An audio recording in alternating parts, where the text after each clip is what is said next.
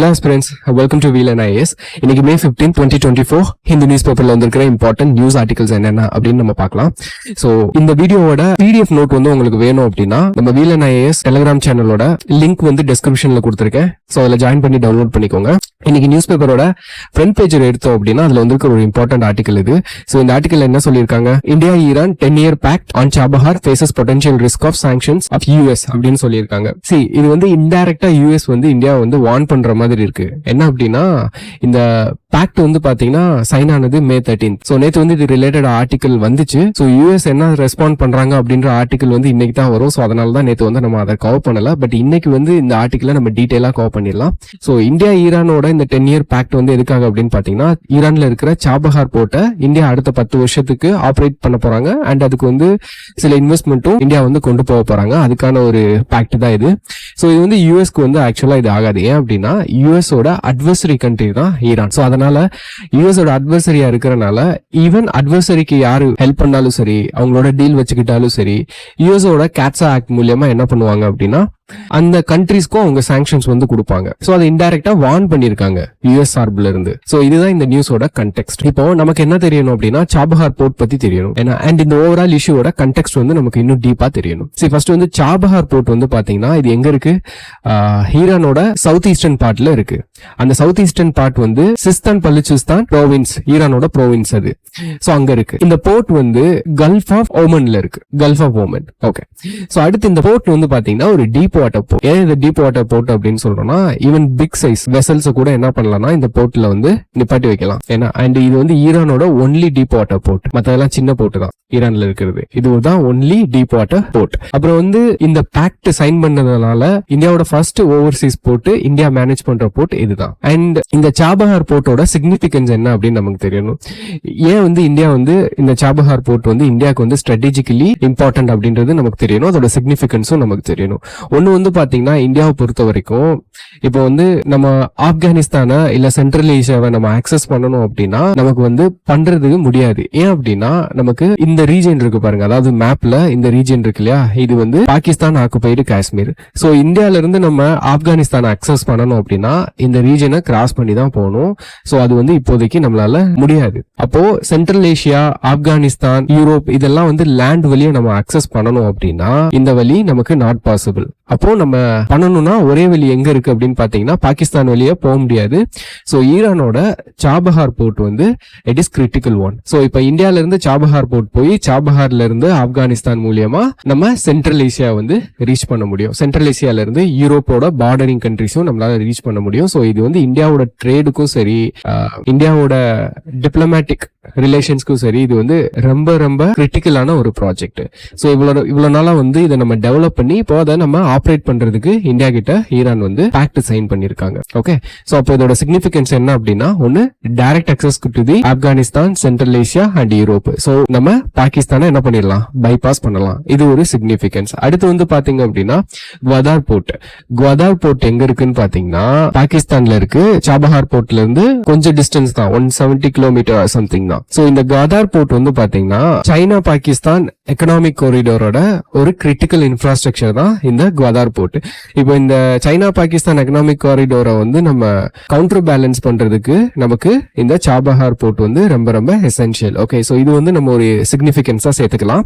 And இன்னொரு ஒரு significance பாத்தீங்கன்னா, ஈரானோட பாயிண்ட் ஆஃப் வியூல அவங்களுக்கு வந்து இது ஈரான் கண்ட்ரியோட ட்ரேடை வந்து இன்க்ரீஸ் பண்ணும் அப்படின்ற மாதிரி சொல்லியிருக்காங்க. ஏன் அப்படின்னா, ஈரான் கண்ட்ரி வந்து they depend on strait of Hormuz for the trade, majority of the trade. So அங்க வந்து பாத்தீங்கன்னா அந்த ஸ்ட்ரெயிட் ஆஃப் ஹார்மோஸ் வந்து அவங்களுக்கு நிறைய ஜியோ பொலிட்டிக்கல் சுச்சுவேஷனால, யூஎஸோட சாங்ஷன்ஸ்னால அவங்களால அக்சஸ் பண்ண முடியல. அப்ப இது வந்து இந்த போர்ட் வந்து சாபஹார் போர்ட்டை டெவலப் பண்றது மூலியமா த ட்ரேட் கெட் ஃப்ளோரிஸ்ட் அப்படின்ற மாதிரி ஈரானோட பாயிண்ட் ஆஃப் வியூல சொல்றாங்க. ஸோ இதெல்லாமே நம்ம சிக்னிபிகன்ஸா சேர்த்துக்கலாம். அடுத்து வந்து சேலஞ்சஸ் அப்படின்னு பார்த்தோம்னா, மெயின் சேலஞ்சே வந்து பாத்தீங்கன்னா யூஎஸோட சாங்ஷன்ஸ் தான். சோ இப்ப யூஎஸ் வந்து ஏன் ஈரானுக்கு வந்து சாங்ஷன்ஸ் போடணும் அப்படின்றது நமக்கு தெரியணும். அதாவது நிறைய ரீசன் இருக்கு. ஒன்னு வந்து ஈரானோட பேலிஸ்டிக் மிசைல் டெஸ்ட், ஏன்னா இன்னொன்னு வந்து பாத்தீங்கன்னா இந்த டெரரிசம் ஆக்டிவிட்டிக்கு வந்து அவங்க ஹெல்ப் பண்றாங்கன்ற மாதிரி கம்ப்ளைண்ட் வைக்கிறாங்க. ஸோ இந்த மாதிரி நிறைய ரீசன் இருந்தாலும் யூஎஸ் வந்து சாங்ஷன் போடுறதுக்கு மெயினான ரீசன் வந்து அவங்களோட நியூக்ளியர் ப்ரோக்ராம் தான். அதாவது ஈரான் வந்து நான் ப்ரோலிபரேஷன் ட்ரீட்டில ஒரு சிக்னேட்டரி.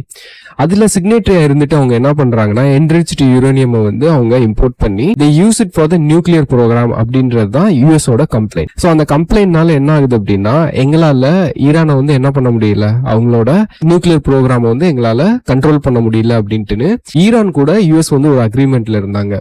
ஸோ அந்த அக்ரிமெண்ட் என்ன அப்படின்னா joint comprehensive plan of action அப்படின்னு சொல்லிட்டு. ஸோ இதுல இருந்து யூஎஸ் வந்து என்ன பண்றாங்கன்னா வித்ட்ரா பண்றாங்க. என்ன ஏன் வித்ட்ரா பண்றாங்கன்னா எங்களால ஈரானோட அந்த நியூக்ளியர் ப்ரோக்ராம் எல்லாம் எஃபிஷியண்டா எங்களால ஸ்டாப் பண்ண முடியல அப்படின்னு வித்ட்ரா பண்ணிடுறாங்க. அப்புறம் வந்து பாத்தீங்கன்னா ஈரானை வந்து யூஎஸ்ஏ வந்து அட்வர்சரி கண்ட்ரியா சேர்த்துறாங்க. ஏன் அட்வர்சரி கண்ட்ரியா சேர்க்கிறாங்க அப்படின்னா மொத்தம் வந்து 3 கண்ட்ரி இருக்கு. அதாவது இந்த கேட்ஸா ஆக்ட்ல 2017 இந்த கேட்ஸா ஆக்ட் வந்து கொண்டு வராங்க. இந்த கேட்ஸா ஆக்ட்ல 3 கண்ட்ரி வந்து அட்வர்சரி கண்ட்ரியா சேர்க்கிறாங்க. ஒன்னு வந்து பாத்தீங்கன்னா ஈரான், அப்புறம் Russia and north Korea. So இதெல்லாம் அட்வர்சரி கண்ட்ரியா சேர்த்திருக்காங்க. சோ இந்த ஆக்ட்ல என்ன சொல்லியிருப்பாங்க அப்படின்னா இவங்களுக்கு மேல நாங்க இந்த மாதிரி சாங்ஷன்ஸ் வந்து நாங்க போடுவோம். பிளஸ் வந்து இந்த கண்ட்ரி கூட யாராவது டீல் வச்சுக்கிட்டாலோ இல்ல இவங்களுக்கு ஹெல்ப் பண்ணாலும் அவங்க மேலயும் எக்கனாமிக் சாங்ஷன்ஸ் வந்து யூஎஸ் வந்து நாங்க அப்ளை பண்ணுவோம் அப்படின்ற மாதிரி இந்த ஆக்ட்ல வந்து சொல்லியிருப்பாங்க. ஆனா இந்த ஆக்ட் கொண்டு வந்தது 2017. சாபஹார் போர்ட் வந்து 2018 இருந்து ஆக்டிவா நம்ம டெவலப் பண்ணிட்டு இருக்கோம் இந்தியா சைட்ல. அப்போ பிரச்சனை வந்திருக்காதான்னு கேட்டீங்க அப்படின்னா இந்த ஆக்டுக்கு வந்து இந்தியாவுக்கு வந்து எஸ்பெஷலி அப்போ எக்ஸப்ஷன் கொடுத்திருந்தாங்க 2018. இந்த ஆக்ட் வந்து இந்தியாவுக்கு அப்ளை ஆகாது அப்படின்ற மாதிரி. ஏன்னா சோ இன்ன வரைக்கும் அந்த எக்ஸப்ஷன்ஸ் வந்து இருக்கு. ஆனா இந்த பேக்ட வந்து சைன் பண்றப்போ யூஎஸ் சார்பில் என்ன பண்றாங்க அப்படின்னா இந்த மாதிரி நாங்க பாத்துட்டு இருக்கோம், இந்தியாவுக்கு வந்து பொட்டென்ஷியல் ரிஸ்க் வர்றதுக்கு வாய்ப்பு இருக்கு அப்படின்றது சொல்றாங்களா. இது வந்து இன்டைரக்டா இந்தியாவை மிரட்டுற மாதிரி தான். ஓகே, அடுத்து வந்து இந்த சேலஞ்சை பொறுத்த வரைக்கும் பாத்தீங்க அப்படின்னா இந்தியா ஈரான் யூஎஸ் ரிலேஷன்ஷிப் வந்து பிளக்சுவேட் ஆயிட்டே இருக்கும். இதுவுமே இந்த போர்ட்டோட ஆபரேஷனுக்கு ஒரு பிக்கெஸ்ட் சேலஞ்சா தான் இருக்க போகுது. இப்போ இதுல வந்து ஒரு டைமென்ஷன் வந்து நம்ம சேர்க்கலாம். இப்போ வந்து பாத்தீங்க அப்படின்னா இந்த சாபஹார் போர்ட்டோட லொகேஷன் பாருங்களேன். சோ ஈரானோட இங்க இருக்கா, குவாதார் போர்ட் இங்க இருக்கு. ஏன்னா சோ 2 பக்கத்துல இருக்கு. சோ இப்போ இந்த குவாதார் போர்ட் வந்து சைனாவோட பெல்ட் அண்ட் ரோட் இனிஷியேட்டிவ் மூலியமா பில்டு பண்ண ஒரு போர்ட். ஏன்னா இந்த சாபஹார் போர்ட் வந்து இந்தியாவோட எஃபர்ட்னால பில்டு பண்ண ஒரு போர்ட். சோ இந்தியா வந்து சாபஹார் போர்ட்டை வந்து எந்த ப்ராஜெக்ட் எந்த இதுக்கு கீழே வந்து பில்டு பண்ணிருக்காங்கன்னா international north south transport corridor வந்து ஒன்னு டெவலப் பண்ணிருக்காங்க. சோ இது மூலியமா அதாவது யூரோப்ல இருந்து இந்தியா வரைக்கும் லேண்ட் மூலியமா கனெக்ட் பண்ணணும், டிரான்ஸ்போர்ட் மூலியமா கனெக்ட் பண்ணணும் அப்படின்றதான் இதோட பிளான். ஏன்னா சோ அதுக்காக தான் மெயினா சாபஹார் போர்ட்டை வந்து பாக்குறாங்க. And belt and road initiative வந்து பாத்தீங்கன்னா சில்க் ரோட வந்து ரிவைவ் பண்ணணும், ட்ரேட வந்து எக்ஸ்பேண்ட் பண்ணணும் அண்ட் ரீஜனல் கனெக்டிவிட்டியை இன்னுமே இம்ப்ரூவ் பண்ணணும் அப்படின்னு சைனா கொண்டு வந்தது தான் இந்த belt and road initiative. So இது ரெண்டும் நமக்கு பாக்குறதுக்கு ஒரு மாதிரி ஒரே மாதிரி தெரிஞ்சாலுமே இது ரெண்டும் வந்து டிஃப்ரெண்ட் கண்டெக்ஸ்ட், இதோட ஃபங்க்ஷனிங், இதோட ஃபோக்கஸ் வந்து நமக்கு டிஃப்ரெண்டா தான் இருக்கும். இப்போ இந்த INSTC இருக்கு பாத்தீங்களா. சோ இது வந்து பாத்தீங்க அப்படின்னா இந்தியாவோட சைட்ல இருந்து இது வந்து ஒரு பார்ட்னர்ஷிப் ப்ராஜெக்ட். இப்போ நம்ம சாபஹார் போர்ட்டை நம்ம பில்டு பண்றோம் அப்படின்னா சாபஹார் போர்ட்ல ஈரானும் நம்மளும் 50-50 பார்ட்னர்ஷிப். ஓகே, ஆனா இதே இது சைனா ஒரு போர்ட்டை பில்டு பண்றான் அப்படின்னா இப்ப குவாதார் போர்ட் இருக்குன்னு வச்சுக்கோங்களேன், அதுக்கு வந்து அதுல 50-50 பார்ட்னர் கிடையாது. சைனா வந்து என்ன பண்ணுவானா அதை பில்டு பண்றதுக்கு கடன் கொடுப்பான். கடன் கொடுத்து அவங்களால ஃபுல்ஃபில்லே பண்ண முடியாத மாதிரி டேர்ம்ஸ் கொடுத்து கடைசியில என்ன பண்ணுவானா அந்த இடத்த எழுதி வாங்கிடுவான். ஓகே, இது வந்து டெப்ட் ட்ராப் அப்படின்னு சொல்லுவோம். சோ சைனா இந்த பெல்ட் அண்ட் ரோட் இனிஷியேட்டிவ் எதுக்காக யூஸ் பண்றாங்கன்னா டெப்ட் ட்ராப்பா யூஸ் பண்றாங்க. ஓகே, சோ இது வந்து டிஃபரன்ஸ். நம்ம வந்து பார்ட்னர்ஷிப்பா பண்றோம், அவங்க டெப்ட் ட்ராப் பண்றாங்க. ஓகே, இது வந்து மேஜர் டிஃபரன்ஸ். அடுத்து வந்து இந்த பெல்ட் அண்ட் ரோட் இனிஷியேட்டிவ் வந்து பாத்தீங்கன்னா வெறும் ரீஜனல் கனெக்டிவிட்டிக்காக மட்டும் கிடையாது. ஓகே, இது வந்து எனர்ஜி, டெலிகம்யூனிகேஷன், சோ இந்த மாதிரி எல்லாத்தையுமே இன்க்ளூட் பண்ணி ஒரு ஹோலிஸ்டிக் ப்ராஜெக்டா அவங்க பண்ணுவாங்க. பட் நமக்கு வந்து இந்த INSTC பொறுத்த வரைக்கும் இது வந்து ஒன்லி ரீஜனல் கனெக்டிவிட்டி ப்ராஜெக்ட் தான். இதோட எய்ம் வந்து ட்ரேட வந்து என்ஹான்ஸ் பண்றதா இந்த ப்ராஜெக்டோட எய்ம். ஏன்னா சோ ஓவராலா இந்த INSTC இருக்கு பாத்தீங்களா, இது வந்து இந்தியாவுக்கும் சரி நம்ம இதுக்கு கீழே எந்த கண்ட்ரியில இன்ஃப்ராஸ்ட்ரக்சர் டெவலப் பண்ணாலும் சரி 2 கண்ட்ரியுமே பெனிஃபிட் ஆகும். பட் பெல்ட் அண்ட் ரோட் இனிஷியேட்டிவ்ல அப்படி கிடையாது. மெயினா சைனா தான் அதுல பெனிஃபிட் ஆவாங்க. ஏன் அப்படின்னு பாத்தீங்கன்னா அவங்களோட டேர்ம்ஸா இருக்கட்டும், அவங்களோட ஒர்க்கிங் இதா இருக்கட்டும், சோ இதெல்லாம் வந்து டிரான்ஸ்பரண்டாவே இருக்காது, அதுல அக்கௌண்டபிலிட்டியும் கிடையாது. சரி, நீங்க ரீசெண்டா ரீசெண்டா இப்போ கரண்ட் அஃபேர்ஸ் ஃபாலோ பண்ணிருந்தீங்கன்னா தெரியும், சைனா பாகிஸ்தான் எக்கனாமிக் காரிடோருக்கு வந்து செக்யூரிட்டி பண்றதுக்காகவே பாகிஸ்தான் வந்து அதிகமா செலவு பண்ணிட்டு இருக்காங்க. ஏன்னா இந்த சிபிசி காரிடாரை வந்து பாகிஸ்தானோட பொலிட்டிஷியன்ஸ் என்ன சொல்லி இந்த ப்ராஜெக்ட பாகிஸ்தான்ல அப்ரூவ் பண்ணாங்கன்னா அங்க இருக்கிற பீப்புளுக்குலாம் வேலை கிடைக்கும் அப்படின்னு. ஆனா இதை பில்டு பண்ணது பூரா, இந்த வேலை பூரா யாருக்கு போச்சுன்னா சைனீஸ்காரங்க அவங்களோட ஆளுங்களை கொண்டு வந்து வேலையை முடிச்சாங்க. சோ இதுலயே பாகிஸ்தான்ல இருக்கிறவங்க பீப்புள்லாம் என்ன இருக்காங்க அப்படின்னா ரொம்ப என்ன சொல்றது, இதுக்கு அகேன்ஸ்டா தான் பேசிட்டு இருக்காங்க. ஓகே. அண்ட் அதே மாதிரி ஸ்ரீலங்காலையும் பாத்தீங்க அப்படின்னா இந்த ப்ராஜெக்டோட இந்த பெல்ட் அண்ட் ரோட் இனிஷியேட்டிவ் தான் ஹம்பந்தோத்தா போட்ஸ் டெவலப் பண்ணிருக்காங்க. அதுவுமே டெப்ட் டிராப்ல வந்து இப்போ அது ஹம்பந்தோத்தா போர்ட் வந்து சைனாவோட கைக்கு போயிடுச்சு. ஓகே. சோ இப்படிதான் அவங்க வந்து இந்த ரீஜன்ஸ் எல்லாம் இது பண்றாங்க. சோ எதுக்காக இதை சொல்றேன் அப்படின்னா இந்த பிளேஸ் வந்து ரொம்ப முக்கியம். ஏன்னா இந்த சாபஹார் போர்ட்டை மெயினா வந்து நம்ம ஸ்ட்ராட்டஜிக்கா இது பண்றது இந்த குவாதார் போர்ட் இந்த சைனாவோட இதை நம்ம கவுண்டர் பேலன்ஸ் பண்றதுக்காக தான். சோ அதனால கண்டிப்பா தெரியணும். அப்புறம் இன்னொரு முக்கியமான ஃபேக்ட் என்னன்னு பாத்தீங்கன்னா, இந்த சாபஹார் போர்ட்ல இருந்து இந்தியாவுக்கு அக்சஸ் பண்றதுக்கு ரொம்ப கிட்டக்கு இருக்கிற போர்ட் எதுன்னு பாத்தீங்கன்னா கண்ட்லா போர்ட் தான். சோ 530 நாட்டிக்கல் மைல்ஸ் தான். சோ 530 நாட்டிக்கல் மைல்ஸ் தான் டிஃபரன்ஸ். செகண்ட் வந்து பாத்தீங்கன்னா மும்பை போர்ட் இருக்கும். இது வந்து 720 நாட்டிக்கல் மைல்ஸ் தூரத்துல தான் இருக்கும். சோ அப்ப பக்கத்துல இருக்கிற இந்தியா போர்ட் வந்து என்னது, கண்ட்லா போர்ட். ஓகே சரி. சோ இது வரைக்கும் நமக்கு தெரிஞ்சா போதும். Okay, that's all about this article. Okay சரி. இப்போ வந்து நம்ம அடுத்த ஆர்டிகல் பார்க்கலாம். இந்த ஆர்டிகல் வந்து ஒரு இம்பார்ட்டன்ட் ஆர்டிகல். சோ இந்த ஆர்டிகல்ல இஸ்ரோவோட சேர்மனை இன்டர்வியூ பண்ணிருக்காங்க. அதுல அவர் வந்து சில கொஸ்டின்ஸ்க்கு வந்து ஆன்சர் பண்ணிருக்காரு. அதுதான் இந்த ஆர்டிகல்ல வந்து கொடுத்திருக்காங்க. இதுல சில கீ பாயிண்ட்ஸ் எல்லாம் இருக்கு. சோ அது மட்டும் நம்ம என்னென்ன அப்படின்னு சொல்லி பாத்திரலாம். சோ இதுல வந்து நிசார் பத்தி பேசியிருக்காங்க. நிசார்ன்றது வந்து பாத்தீங்கன்னா it's a satellite. It was developed by the NASA and ISRO. So இது வந்து ஒரு basically remote sensing satellite. So எர்த்தை ஸ்டடி பண்றதுக்காக, எர்த்தோட கிரையோஸ்பியர், ஈகோசிஸ்டம், எர்த்தோட சர்ஃபேஸ் டைனாமிக்ஸ், ஸோ இதெல்லாம் ஸ்டடி பண்றதுக்காக இந்த சேட்டலைட் வந்து டெவலப் பண்ணிருக்காங்க.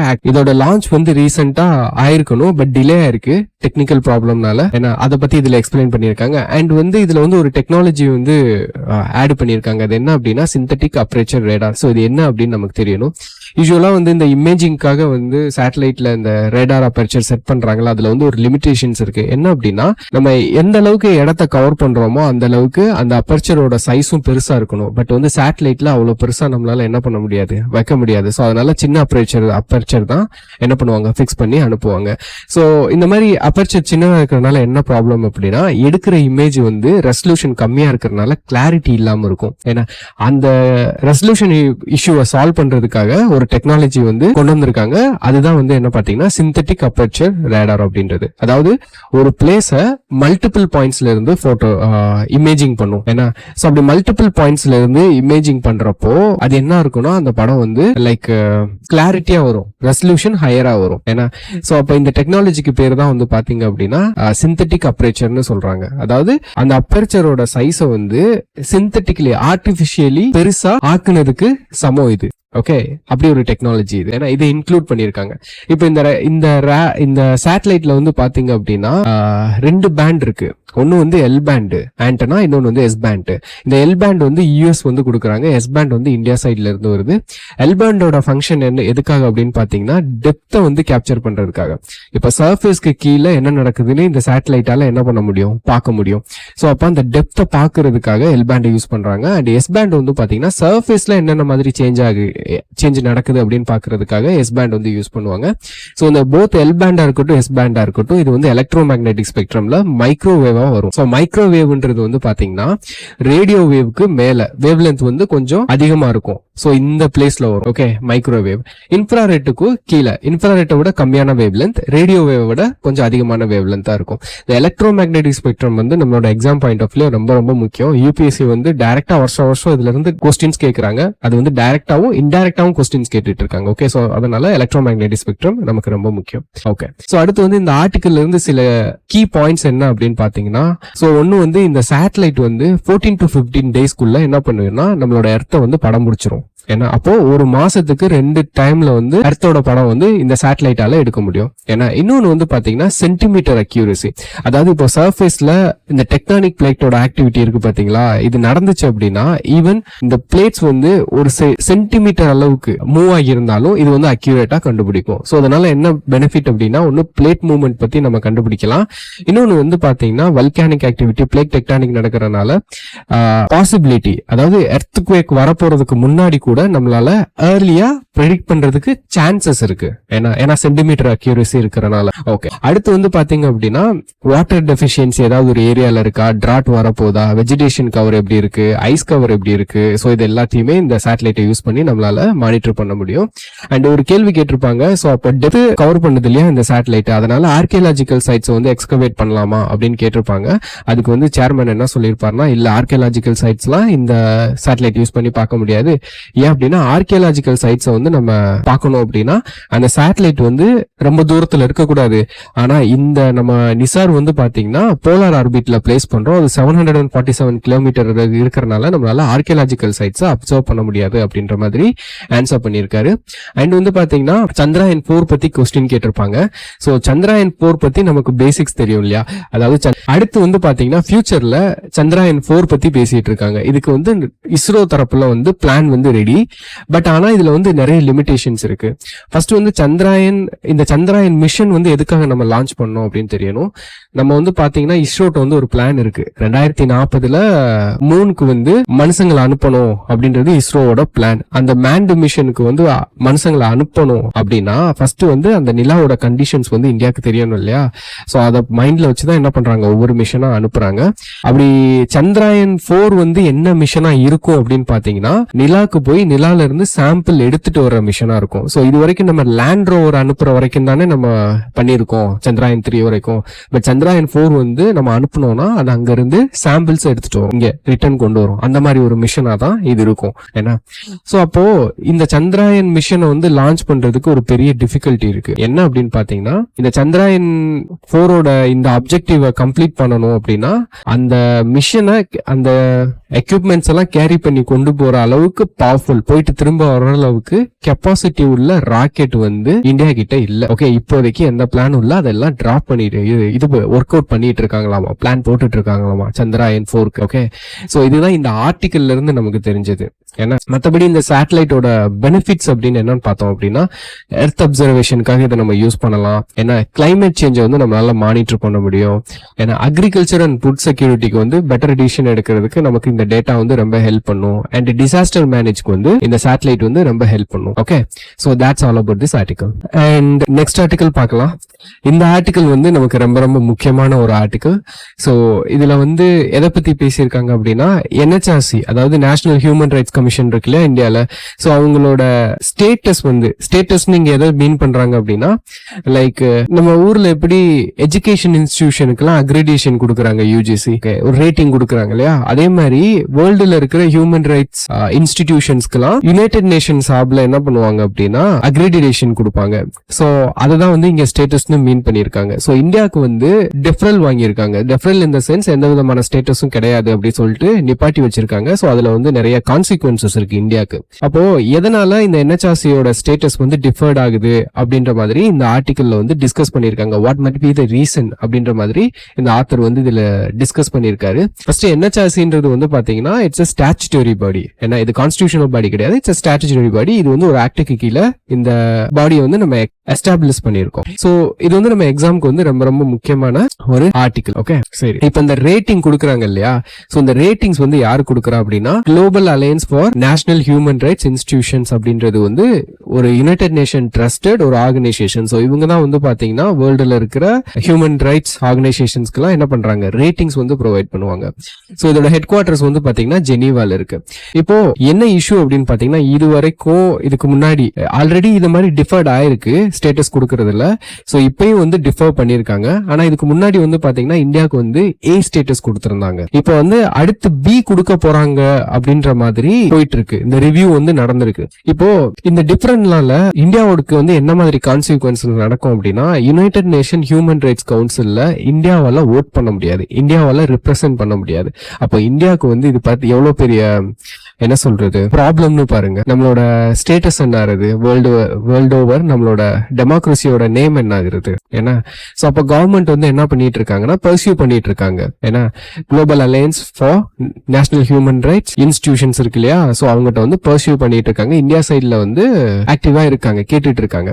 அப்போ இதுக்கு வந்து நிறைய ரீசன் சொல்றாங்க. அப்போ இந்த ஆத்தர் இந்த ஆர்டிகல்ல என்ன சொல்றாரு அப்படின்னா இதுக்கு மெயின் ரீசனா என்ன சொல்றாரு அப்படின்னா ரீசெண்டா இந்த அம்ரித் கல்கா மஹா உற்சவ் அப்படின்னு சொல்லிட்டு ஒரு ப்ரோக்ராம் நடத்தினாங்க இல்லையா, ஒரு ஃபங்க்ஷன் நடத்தினாங்க இல்லையா இந்தியால 75 இயர்ஸ். ஏன்னா சோ அதுல வந்து ஹியூமன் ரைட்ஸ் சாப்ல, நேஷனல் ஹியூமன் ரைட்ஸ் கமிஷன் சாப்ல வந்து ஒரு டாக்குமெண்ட் வந்து ரிலீஸ் பண்ணாங்க. சோ அந்த டாக்குமெண்ட்ல என்ன பண்ணாங்க அப்படின்னா, தே ரெஃபர்டு மனுஸ்மிருதி. ஸோ மனுஸ்மிருதியை வந்து நாங்க வந்து ஆன்ஷியன்ட் டைம்ல இருந்து மனுஸ்மிருதியை நாங்க வந்து இம்ப்ளிமெண்ட் பண்றோம் அப்படின்ற மாதிரி இதுல சொல்லியிருந்தாங்க. அப்போ அது வந்து பாத்தீங்க அப்படின்னா, மனுஸ்மிருதின்றது வந்து நமக்கு தெரியும், it's a old one. Okay, ரொம்ப பழைய ஒண்ணு. அது வந்து இப்ப இருக்கிற மாடர்ன் கான்ஸ்டிடியூஷனோட ஒத்து போகாது, டைரக்ட் கான்ட்ராடிக்ட் ஆகும். அப்ப அதை வந்து ரெஃபர் பண்ணிருக்காங்க. ஏன்னா அப்ப இது எதனால பண்ணிருக்காங்க அப்படின்னா, இதுல வந்து நேஷனல் ஹியூமன் ரைட்ஸ் கமிஷனோட சேர்மன் இருக்கார் இல்லையா, அவர் வந்து பாத்தீங்க அப்படின்னா பொலிட்டிக்கல் இன்டர்ஃபியரன்ஸ்னாலதான் இப்படி பண்ணிருக்காங்க அப்படின்றதுதான் இந்த இன்ஸ்டிடியூஷன் சார்பில் இருந்து வைக்கக்கூடிய ஒரு ரீசன், எதுக்காக டிஃபர்ட் ஆயிருக்கும் அப்படின்னு சொல்லிட்டு.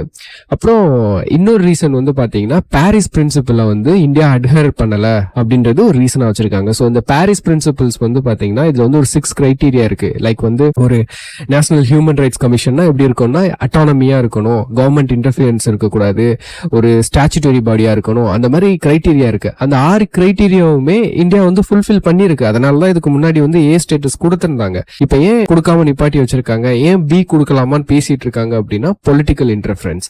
ஏன்னா இந்த இன்ஸ்டிடியூஷன்ஸ் எல்லாம் அவங்க இந்தியாவில பொறுத்த வரைக்கும் பாத்தீங்கன்னா பொலிட்டிக்கல் இன்டர்ஃபரன்ஸ் இருக்கக்கூடாதுல்ல. பொலிட்டிக்கலி நம்மளோட ரூலிங் பார்ட்டியை யாரு சப்போர்ட் பண்றாங்களோ அந்த பர்சனை சேர்மனாவும் மெம்பராவும் அப்பாயிண்ட் பண்றதா இந்த ஆர்கன் வந்து என்ன பண்ணிருக்காங்க, ரீசனா சொல்றாங்க. ஏன்னா சோ இந்த ரேட்டிங் வந்து எந்த அளவுக்கு முக்கியம். இப்ப ரீசெண்டா வந்து பாத்தீங்கன்னா, நம்ம இன்டர்நேஷனல் இண்டிகேட்டர்ஸ் ரிப்போர்ட்டா இருக்கட்டும், இண்டைசஸா இருக்கட்டும், அதெல்லாம் இந்தியா வந்து ஒர்ஸ்டா பெர்ஃபார்ம் பண்ணுது இல்லையா.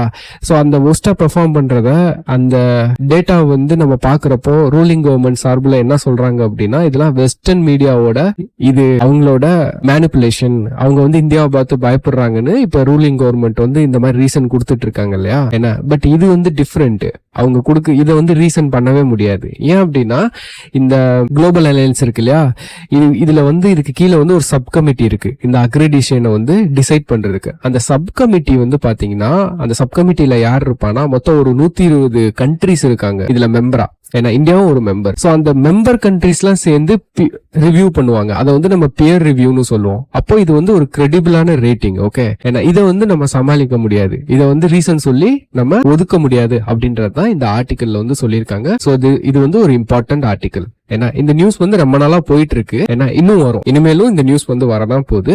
அப்படி ஏதாவது புது டைமென்ஷன்ல நமக்கு வந்துச்சுன்னா அந்த ஆர்டிக்கலை நம்ம அப்பவும் பாத்துருவோம். ஓகே, டீடைலா பார்க்கலாம். ஓகே, அடுத்து வந்து பாத்தீங்கன்னா, இந்த ஆர்டிக்கலும் நமக்கு வந்து ஒரு இம்பார்ட்டன்ட் ஆர்டிக்கல். சோ இதுல வந்து என்ன எதை பத்தி பேசியிருக்காங்கன்னா, எக்ஸ்ட்ரா பல்முனரி டிபியை பத்தி பேசியிருக்காங்க. ஓகே, சரி, ஃபர்ஸ்ட் வந்து இந்த டிபி அப்படின்னாலே, நம்ம டியூபர்குலோசிஸ் அப்படின்னாலே நம்ம எதை வந்து நம்ம மீன் பண்ணுவோம்னா, இந்த பல்முனரி டிபியை தான் நம்ம வந்து மீன் பண்ணுவோம். ஏன்னா majority of the TB cases வந்து 70% ஆஃப் டிபி கேசஸ் வந்து எதா இருக்கும்னா பல்முனரி டிபியா தான் இருக்கும். சோ பல்முனரி டிபினா என்ன அப்படின்னா, பல்முனரினாலே it deals with lungs. Okay, so TB வந்து லங்ஸ் அஃபெக்ட் பண்ணுச்சு அப்படின்னா that is pulmonary TB. So lungs affect பண்ணாம பாடியோட வேற பார்ட் அஃபெக்ட் பண்ணுச்சுன்னா that is extra pulmonary TB. Okay, சரி, இப்போ இந்த எக்ஸ்ட்ரா பல்முனரி டிபில வந்து எதெல்லாம் ஆர்கன்லாம் அஃபெக்ட் ஆகும் அப்படின்னு பாத்தீங்கன்னா, லிம்பாட்டிக் சிஸ்டம், ஏன்னா central nervous system, Castro intestinal, so இந்த மாதிரி நிறைய பாடி பார்ட்ஸ்ல வந்து இது அஃபெக்ட் ஆகும். ஓகே, இப்போ என்ன அப்படின்னு பாத்தீங்கன்னா, இதோட ப்ரீவேலன்ஸ் வந்து பாத்தீங்கன்னா இட்ஸ் அபவுட் 20% இருக்கு. ஏன்னா இன்னொரு இம்பார்ட்டன்ட் பாயிண்ட் நம்ம நோட் பண்ண வேண்டியது என்னன்னா, இந்த எக்ஸ்ட்ரா பல்முனரி டிபி வந்து அவ்வளவு சீக்கிரம் கியூர் ஆகாது. இது பாடியில ரொம்ப நாளைக்கு பர்சிஸ்ட் ஆயிட்டே இருக்கும். ஓகே, இது வந்து நமக்கு தெரியவே தெரியாது. சோ இது நம்மளால டயக்னோஸும் பண்ண முடியாது அவ்வளவு சீக்கிரம். ஏன்னா டெஸ்ட்ல வந்து இது வந்து நெகட்டிவா காட்டிடும். சோ அவ்வளவு சீக்கிரம் டயக்னோஸ் பண்ண முடியாது. அப்போ இது வந்து 20% ப்ரீவேலண்டா இருந்தாலும் இதை நம்ம கண்டுக்கிறாம விட்டுறோம்.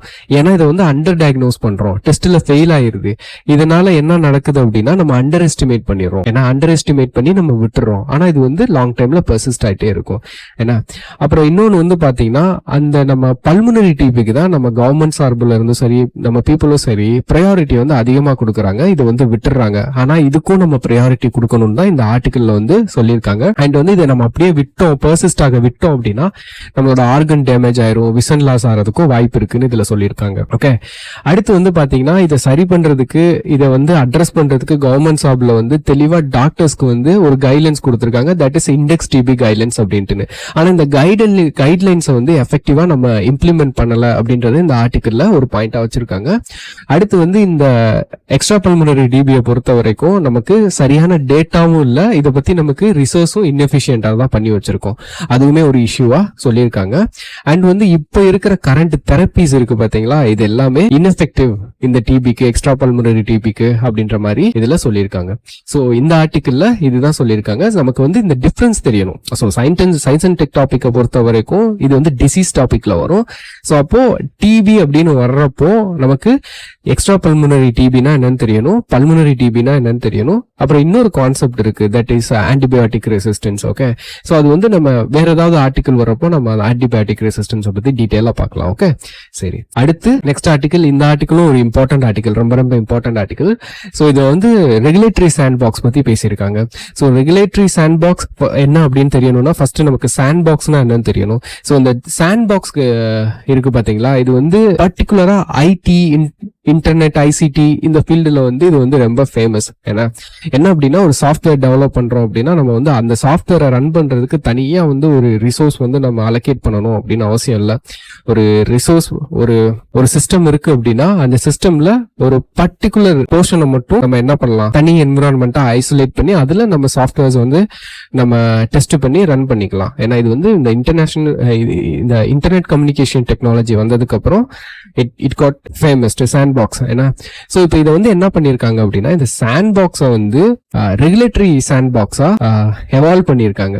சோ அப்போ இந்த சாண்ட் பாக்ஸோட டெஃபினிஷன் என்ன, isolated environment that can be used to run a test without disturbing surrounding environment. இது வந்து பொதுவான டெஃபினிஷன் சாண்ட் பாக்ஸ்க்கு. ஓகே, இப்போ ரெகுலேட்டரி சாண்ட் பாக்ஸ் அப்படின்றது வந்து like controlled environment provided by any authority to startups or business to test their ideas, services and products அப்படின்றது தான். Okay, so இப்போ இதனால நிறைய பெனிஃபிட் இருக்கு. பட் இப்போ இந்தியால எடுத்துட்டீங்க அப்படின்னா இந்தியால ஆர்பிஐ இருக்கட்டும், ஆர்பிஐ வந்து இந்த ஸ்டார்ட் அப்ஸ்க்கெல்லாம் டெஸ்ட் பண்றதுக்காக அவங்க சாண்ட் பாக்ஸஸ் வந்து ரெடி பண்ணியிருக்காங்க. செபியா இருக்கட்டும், அவங்களும் sand box, regulatory sand box வந்து ப்ரொவைட் பண்ணியிருக்காங்க.